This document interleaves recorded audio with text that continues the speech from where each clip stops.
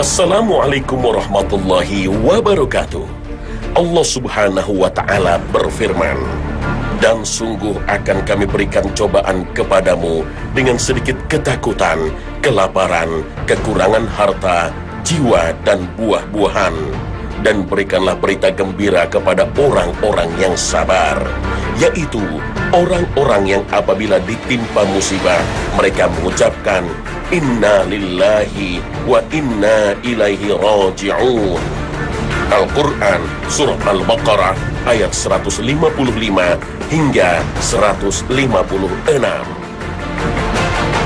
Ketika dokter memvonis seseorang dengan sakit berat dan tidak ada alternatif hidup kecuali dengan alat bantu, bagai telur di ujung tanduk, perasaan keluarga, saudara, dan handai tolan bercampur aduk antara menyetujui dipasangkan alat pada pasien atau tidak.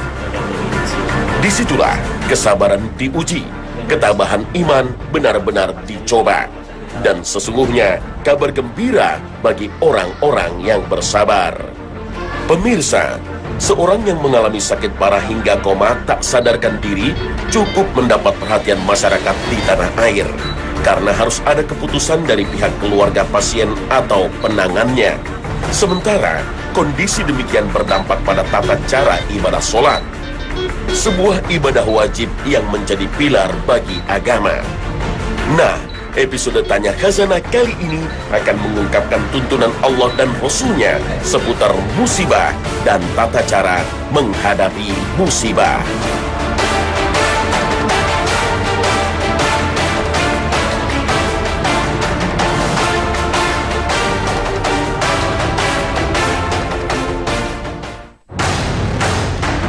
Pemirsa, ketika medis sudah tidak mampu, saat alat-alat kedokteran tidak dapat memberi jawaban, biasanya alat bantu nafas akan segera dipasangkan ke tubuh pasien dengan alasan supaya si pasien dapat terus bernapas dan sambil mengharap keajaiban Allah akan datang dan merubah apa yang tak mungkin terjadi. Alat yang dipasangkan di tubuh pasien kadang akhirnya hanya menjadi formalitas media belaka, sebab sudah tidak ada harapan lagi bagi si pasien untuk melanjutkan hidupnya secara medis. Jika demikian, bagaimana syariat menuntun kita jika ada seorang pasien yang divonis dokter tak ada harapan hidup kecuali menggunakan alat bantu? Bagaimanakah tuntunan syariat bagi keluarganya? Apakah wajib hukumnya bagi pihak keluarga mengizinkan dokter melakukan pemasangan alat bantu itu? Lalu bagaimana jika menolak? Sebagian orang ada yang bersikap demikian. Mereka menolak dengan tegas. Keluarganya yang tengah kritis dipasangkan alat bantu bernapas atau lainnya dengan alasan biaya, atau karena tak lagi percaya dengan dokter, atau karena pasrah kepada Allah Subhanahu wa ta'ala. Penolakan keluarga pasien atas saran dokter untuk memasangkan alat bantu hukumnya dikembalikan kepada asal hukum berobat. Dalam masalah ini, para ulama berselisih pendapat. Pendapat pertama menyebutkan bahwa meninggalkan berobat lebih afdol atau lebih utama daripada berobat. Pendapat inilah yang tersebut jelas di dalam mazhab Hambali dan diriwayatkan pula berasal dari Imam Ahmad. Senada dengan ini, bahwa berobat adalah rukhsah, keringanan dalam syariat Islam, sedangkan tidak berobat adalah satu derajat yang lebih tinggi darinya. Imam Nawawi berpendapat tidak jauh dari hal ini juga. Pendapat ini didasarkan pada beberapa hadis Nabi. Di antaranya adalah hadis riwayat Bukhari bahwa Ibnu Abbas menunjuk seorang wanita berkulit hitam sebagai penghuni surga. Lalu ia menceritakan hal keadaan wanita tersebut, bahwa dia pernah berkunjung kepada Nabi Shallallahu Alaihi Wasallam dan mengadukan penyakitnya. Namun Nabi menjawab, "Jika kamu mau, jika kamu bersabar, maka surga bagimu. Dan jika kamu ingin, aku akan mendoakan kesembuhanmu." Wanita itu menjawab, "Jika begitu, aku akan bersabar." Hadis ini diperkuat oleh perbuatan para sahabat Nabi dan generasi tabi'in. Mereka meninggalkan berobat. Bahkan di antara mereka ada yang lebih memilih tetap sakit, seperti Ubay bin Ka'ab, Abu Zar, dan tak seorang pun yang mengingkari sikap mereka. Dengan pendapat ini, maka tidaklah salah dan keliru bila keluarga pasien yang sedang kritis memilih untuk tidak dipasangkan alat bantu kepada keluarganya. Terlebih lagi, jika keadaan pasien dalam kondisi yang sulit untuk bertahan secara medis. Maka, dalam keadaan seperti ini, tidak masalah bagi keluarga untuk menolak saran dokter, walaupun dengan alasan keterbatasan dana dan lainnya. Wallahu a'lam. Namun para ulama lebih memilih pendapat yang mengatakan bahwa berobat adalah perintah yang dianjurkan dalam Islam. Ini berdasarkan firman Allah yang menunjukkan kita obat, yang berarti bahwa berobat adalah hal yang dianjurkan. Allah berfirman tentang madu. Di dalamnya terdapat kesembuhan untuk manusia. Al-Quran Surah An-Nahl ayat 96. Nabi SAW bersabda, "Wahai hamba Allah, berobatlah kalian. Sesungguhnya Allah tidak meletakkan penyakit kecuali Dia telah meletakkan juga kesembuhan untuknya." Hadis riwayat Ahmad dan Tirmizi. Meski para ulama lebih menguatkan bahwa berobat adalah perintah yang dikuatkan, namun dalam keadaan tersendiri seperti dalam kasus ini, tidak lantas menjadikan hukum berobat menjadi wajib. Dari itu, maka diperbolehkan bagi keluarga si pasien untuk menolak pemasangan alat bantu jika memang harapan kesembuhannya secara medis sangatlah tipis. Namun hendaklah bagi keluarga atau seorang yang tertimpa penyakit yang berat agar jangan lupa bersabar dan bertawakal, berserah diri kepada Allah, sehingga diharapkan berkat sabar dan tawakal tersebut dia tergolong sebagai hamba yang diridhoi Allah yang maha mengasihi dan maha bijaksana. Jika pihak keluarga memilih memasangkan alat bantu bagi pasien seperti yang disarankan dokter, lalu setelah berjalan lama justru memberatkan keluarga dan meminta dokter untuk mencopot alat bantu sekalipun dengan resiko meninggal, apakah syariat membolehkan? Tidakkah hal seperti ini sama saja dengan pembunuhan terhadap seseorang? Jika setelah dipasangkan alat ternyata membuat sang pasien berangsur pulih, maka boleh mencabut alat bantu yang terpasang. Sebab pasien sudah kembali normal dan menuju sehat, insya Allah. Jika munculnya tanda-tanda kematian otak pasien karena koma dan tidak bergerak sama sekali, dan tidak terlihat ada reaksi di bagian otak pasien jika diperiksa dengan alat kedokteran, namun detak jantungnya masih berdetak dan nafasnya masih berhembus karena alat yang dipasang bukan alamiah, inilah yang disebut dalam dunia medis dengan sebutan truncus encephalitis atau mati otak. Setelah mempelajari dan meneliti kasus ini dengan detail, mayoritas ulama kontemporer memutuskan akan bolehnya mencabut alat bantu tersebut. Tindakan ini bukanlah bagian dari pembunuhan. Inilah fatwa yang disampaikan Komite Fatwa Ulama Arab Saudi. Fatwa ini diperkuat oleh ketetapan Majma' Fiqih Islam yang berada di Kuwait. Pasien yang dipasangkan di badannya alat-alat bantu hidup diperbolehkan mengangkatnya dengan catatan apabila fungsi otaknya benar-benar sudah tidak dapat diharapkan sama sekali. Dan ketetapan tersebut harus diputuskan oleh 3 orang dokter ahli dan berpengalaman bahwa benar-benar fungsi otaknya tidak bisa kembali berfungsi, walaupun hati dan nafasnya masih berfungsi dengan sebatas alat bantu. Namun, tidak boleh si pasien dihukumi dengan mati secara syar'i, kecuali setelah nafas dan hati berhenti setelah alat bantunya diangkat. Jika demikian, lalu siapakah yang berhak untuk memutuskan diangkatnya alat bantu tersebut? Karena hukumnya telah diketahui bahwa boleh mengangkat alat bantu dari pasien yang telah mati otak, maka wali atau orang tua pasien tentu lebih berhak untuk memutuskannya setelah berdiskusi terlebih dahulu dengan dokter. Wallahu a'lam. Bagi para pasien yang menderita koma, tak sadarkan diri, apakah bagi mereka tetap melaksanakan kewajiban sholat? Sebagian masyarakat tetap mengajak seorang pasien yang tengah koma untuk melaksanakan ibadah sholat. bahkan pasien diwudukan olehnya, sehingga benar-benar menurutnya ibadah sholat yang hendak dilakukan selayaknya ketika pasien masih dalam keadaan sehat. Bagaimanakah sesungguhnya tuntunan yang benar dalam persoalan ini? Benarkah orang koma masih wajib mendirikan sholat ataukah tidak? Yang harus diketahui bahwa syarat yang harus terpenuhi sehingga seorang wajib mendirikan sholat adalah memiliki akal dan sadar. Ketika kesadaran dan akalnya tidak berfungsi, maka saat itu juga ibadah atau sholat menjadi tidak wajib. Sebab Nabi Shallallahu Alaihi Wasallam bersabda, catatan pena amalan manusia diangkat dari 3 orang. Dari orang yang tidur sampai dia terbangun, dan dari anak kecil sampai dia baligh, dan dari yang gila sampai dia waras. Hadis riwayat Tirmizi. Oleh karena itu, tidak perlu menuntun seorang yang koma agar mendirikan sholat, karena syarat ibadah tidak terpenuhi dalam dirinya, yaitu antara dia sebagai orang yang tertidur atau sebagai orang yang hilang akalnya. Praktik menuntun orang koma agar mendirikan sholat adalah praktik yang tidak sejalan dengan petunjuk syariat Islam.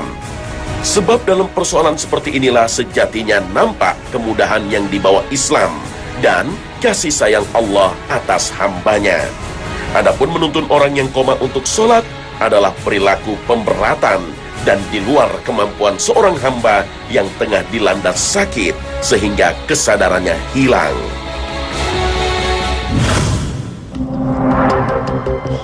Terkait dengan ibadah sholat pasien yang koma, sebagian masyarakat di tanah air mengkodok atau mengganti sholat selama si pasien tidak sadarkan diri atau koma. Terkadang penggantian sholat dilakukan oleh pihak keluarga, dan ada pula yang melakukan sang pasien sendiri setelah siuman dan sadar dari komanya. Bagaimanakah sesungguhnya persoalan ini? Benarkah seorang yang koma diharuskan mengganti sholat yang dia tinggalkan selama berada dalam masa koma? Permasalahan kewajiban sholat bagi orang yang tidak sadar, baik karena bius atau koma, sebenarnya merujuk pada analogi atau kias hukumnya. Dalam hal ini ada 2 permisalan. Pertama, orang yang tidak sadar disamakan dengan orang gila, karena sama-sama kehilangan kesadarannya. Orang gila tidak dibebankan untuk mengkodok atau mengganti sholat. Kedua, orang yang tidak sadar sama dengan orang tidur, karena sama-sama kehilangan kesadaran. Orang ketiduran wajib mengkodok sholat saat dia terbangun. Nampaknya, perbedaan dalam mendudukkan kias atau analogi adalah penyebab terjadinya perbedaan pendapat hukum. Jika orang koma diposisikan keadaannya dengan orang gila, maka pastinya pasien koma tersebut tidak diwajibkan untuk mengkodok sholat yang telah ditinggalkannya pada saat koma. Karena orang gila disepakati para ulama tidak wajib mengganti sholat yang ditinggalkannya selama masa gilanya. Hal ini sejalan dengan keadaan anak kecil yang tidak diwajibkan mendirikan sholat dan tidak diwajibkan pula menggantinya setelah mereka dewasa.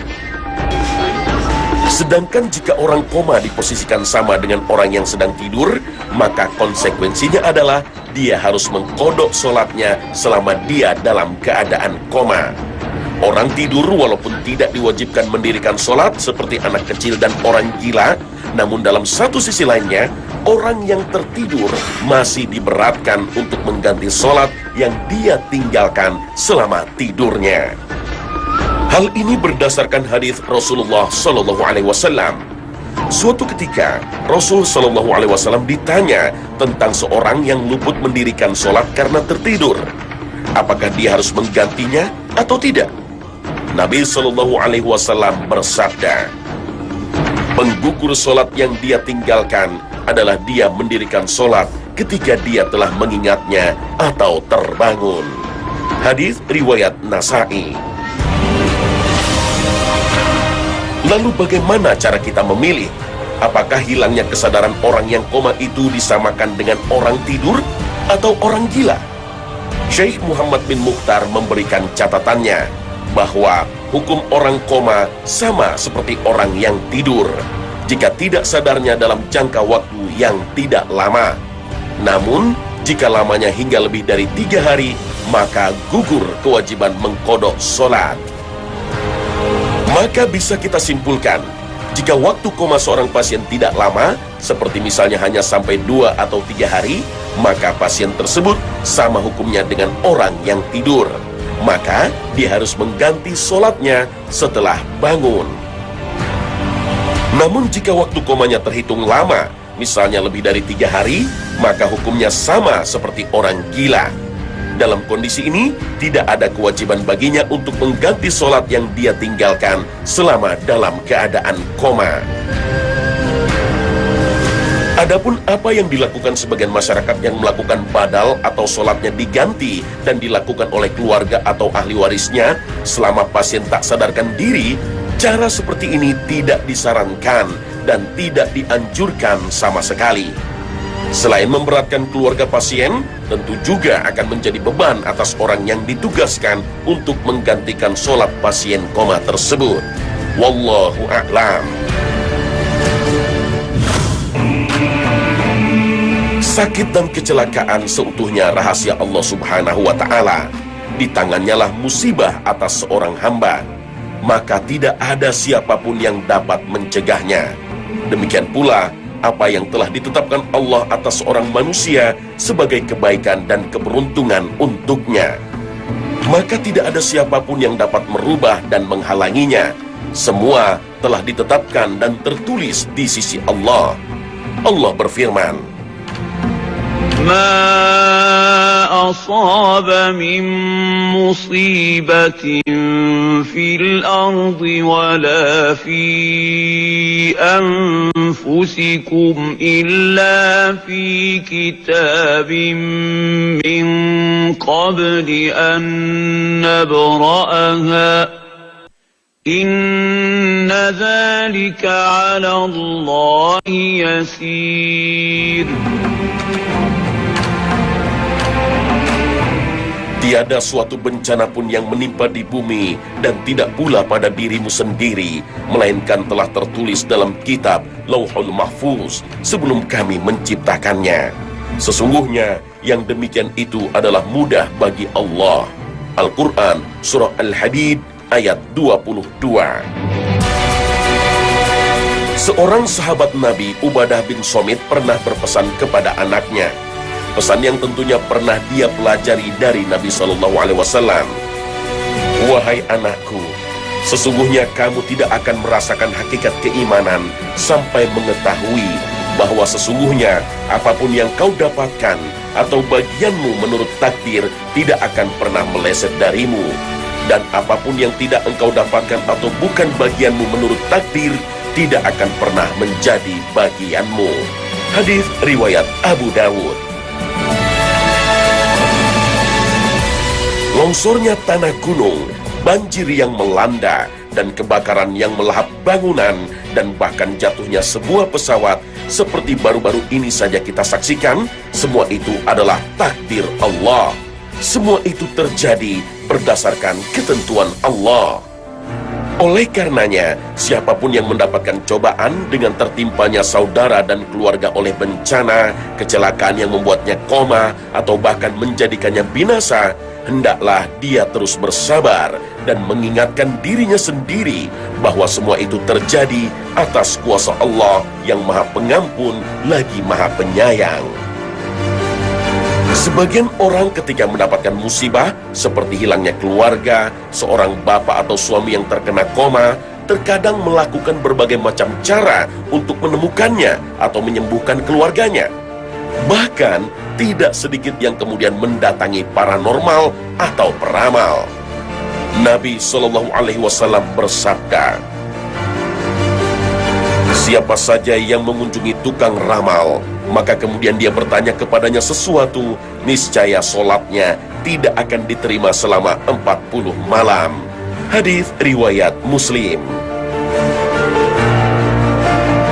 Oleh karena itu, langkah pertama yang hendaknya dilakukan seseorang yang tertimpa musibah, terlebih musibah yang sangat mengejutkan seperti tanah longsor atau kecelakaan kendaraan atau pesawat terbang, adalah dengan mengembalikan semua musibah itu kepada Allah.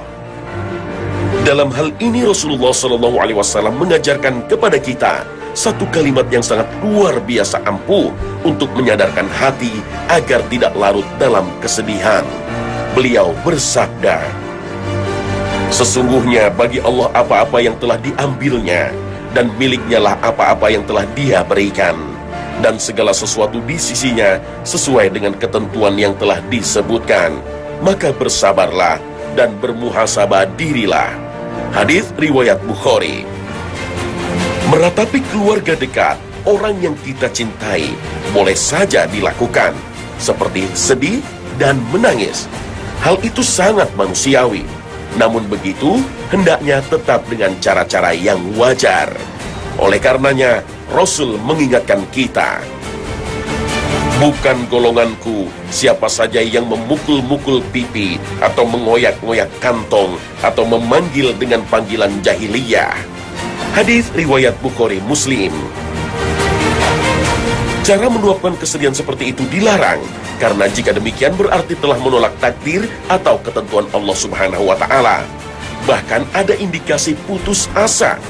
Padahal berputus asa adalah sifat yang sangat dimurkai oleh Allah Subhanahu wa Ta'ala.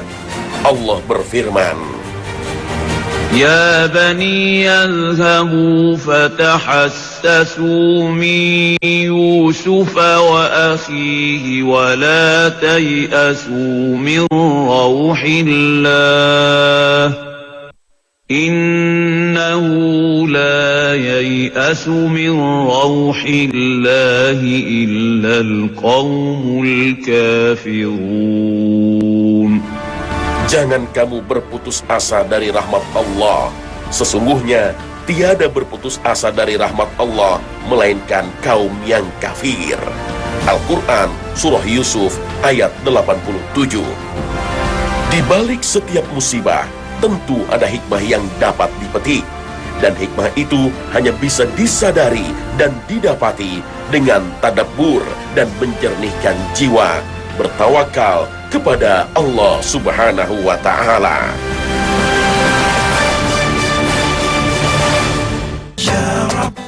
Pemirsa, demikian Tanya Khazanah pagi ini. Semoga bisa menjadi tambahan ilmu dan manfaat untuk rohani kita bersama. Sampai jumpa kembali dalam Tanya Khazanah berikutnya, insya Allah.